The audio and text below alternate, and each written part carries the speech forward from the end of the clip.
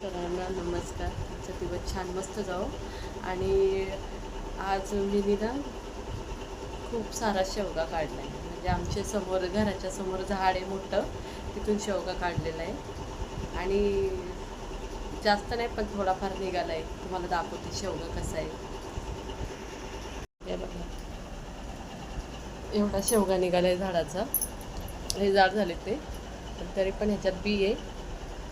ते वापरू शकतो जर ते बी काढली तरी खाण्यासाठी ठीक आहे. पण हा तर खाण्याच्या ह्याचा आहे. हे बघा, भरपूर शेवगा निघाले बघा, खूप सारा आहे हो. आणि एवढा काय करायचं आपल्याला, आपण एवढा ठेवून काय करतो. म्हणून मी काय करते, आमच्या आजूबाजूला थोडं थोडं वाटून टाकते.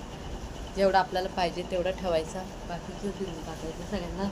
4-4, 5-5, 6-6 तरी सगळ्यांना शेवगा द्यायचं. कारण का खूप लोकांना आवडतो पण शेवगा. मुगाच्या डाळीमध्ये वगैरे टाकून पण बनवतात ना, त्याच्यामुळं त्यांना का. आणि आपलं झाड आहे म्हटल्यावरती एवढा काय करायचं आपल्याला, आपण काय विकत पण नाही तो, म्हणून आपण खाण्यापुरतंच हे करतो. हे बघा, तुम्हाला पण आवडतो का शेवगा? आम्ही कधीच बाजारातून शेवगा घेऊन नाही येत, कारण का झाड आहे त्याच्यामुळं आम्ही नेहमीच झाडाला असतो शेवगा. आणि खूप जास्त लागतो शेवगा झाडाला, त्याच्यामुळं जास्त आम्ही आणत नाही. जेव्हा आता मी किती चौ 4 वेळा तरी मी भरपूर शेवगा काढला होता. एक टोपली भरून शेवगा काढला होता. आणि आता हे लाच आहे. म्हणजे आता पाऊस पडला तर एखादा 2च असणार, जास्त नाही आहेत. डिसेंबर महिन्यापासून शेवगा खूप जास्त यायला चालू होतो आणि पूर्ण झाड भरतं. तुम्ही बघितला शेवगा किती आहे ना. आणि शेवगा तुम्हाला पण आवडत असेल मला तर वाटते नक्कीच, कारण का खायला तो चांगला पण लागतो आणि आपल्या डोळ्यांसाठी पण चांगला असतो शेवगा.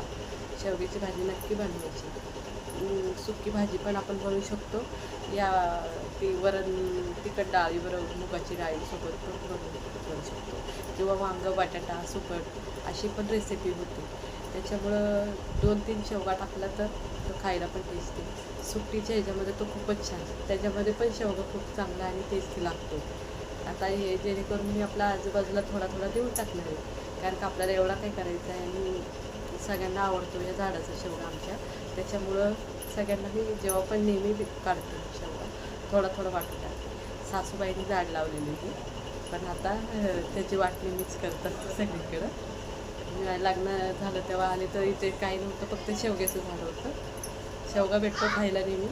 आणि तशी आमच्या बाजूला खूप जास्त झाडे आहे, नारळाची आहे, आंब्याची आहे, केळाची झाडे आहे. सगळ्या आजूबाजूने आम्ही भरपूर झाडं लावलेली, की जेणेकरून त्याचं फळ आपल्याला भेटतं आहे. आणि जांभळं तर एवढी आहे ना, जांभळाचं पण खूप जास्त झाड आहे, त्याच्यामुळं जांभळंसुद्धा. आणि ह्यावेळेस तर एवढी जांभळं आली होती, खूप जास्त जांभळं आली होती. तर आम्ही जांभळं पण खूप खाल्ली आणि खूप छान आणि टेस्टी गावरान जांभळं होती, त्याच्यामुळं खायला खूप छान लागत होती.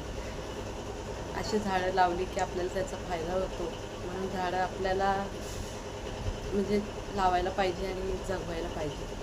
सगळ्यांनी नेहमी झाडं लावलीच पाहिजे. एखादं पावसामध्ये झाडं लावायला पाहिजे, त्याची फळं आपल्याला भेटतात. आणि आपल्याला त्याच्याकडून त्यांना आपण पाणी दिलं तर ते आपल्याला खूप काही देतात, फळं देतात.